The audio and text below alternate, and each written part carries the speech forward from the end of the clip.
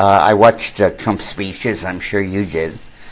The first thing that jumps out at me is 80 to 90% of the articles that are being written or TV time is devoted to the two investigations, the phony investigation about Russian meddling in the U.S. election and the dead serious investigation of the FBI being biased. And Trump didn't mention either of those. Now, that's good strategy on his part, because he was showing how the stuff that's happening that's important is not being covered in the news. And the opening of his speech, that magnificent half-hour recitation of his achievements, which are just incredible. I think you know them because I broadcast them in this video, but most people don't. And I think that's going to have an electrifying effect on the country. And I think that people are going to say, hey, how come the only thing I'm reading about is Robert Mueller and the FBI and the dossier, when this is what's going on in the real world in this country? And I think he did a fine job of that. I thought he also did a very effective job of using the people who were guests at the State of the Union to show his compassion, to show his empathy, to really develop the personal side of him in a way that he really has not been able to do during the campaign. And I think that will have a very big impact as well. I think that he tossed out some hot-button red meat issues. But for the most part, it was a State of the Union address that Bill Clinton could have given, except not for the achievements, although he would talk about stuff. But the appeals to bipartisanship and patriotism really was striking a new note with Donald. There wasn't the acerbic partisanship that dominated his work in the campaign. He did get in a great line about standing for the American flag. He did, I think, made bold, good new proposals on drugs. The statement that he was going to reopen Guantanamo Bay was in the teeth of controversy, and I think was a great issue.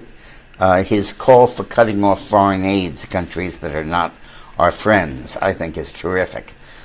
Ted Cruz has a bill in to stop paying our UN dues until the UN repeals its resolution calling Israel the apartheid and Zionism racism. And his deal on DACA, offering that, I thought was very well done.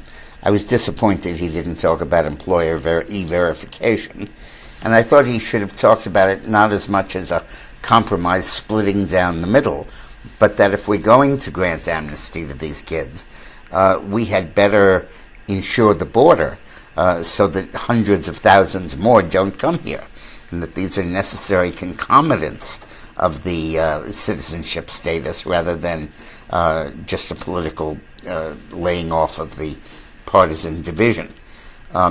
12 years is, I think, a reasonable time to ask them to wait for citizenship, and I think it'll be appropriate. The data shows that as you move away from the point at which you get admitted to the U.S., Latinos become like every other ethnic group, not blacks, and do not block vote for the Democratic Party. I thought on Iran he was very good. I think he missed a bet about North Korea because it's very clear that the termination of their 3-month military exercises that they do every year after 1 month, or actually 2 weeks, shows that the sanctions are really biting and really hurting. And oh my God, could you stop from getting tears in your eyes when that young man held up those crutches? Oh my God, that is as potent a symbol as tear down this wall. I mean, when the crutches he used to walk all across China and Asia in pursuit of freedom. Absolutely incredible.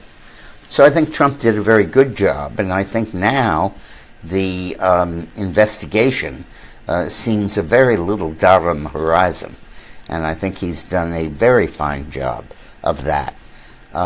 So that I think he's done well, and I think that it was a very good speech.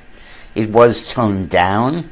It was a little bit like Donald Trump on mood stabilizers, but I think that it accomplished its political purpose. Look, the answer to the investigations being and the war being waged against Donald Trump, I've always said, is a 60% job approval rating.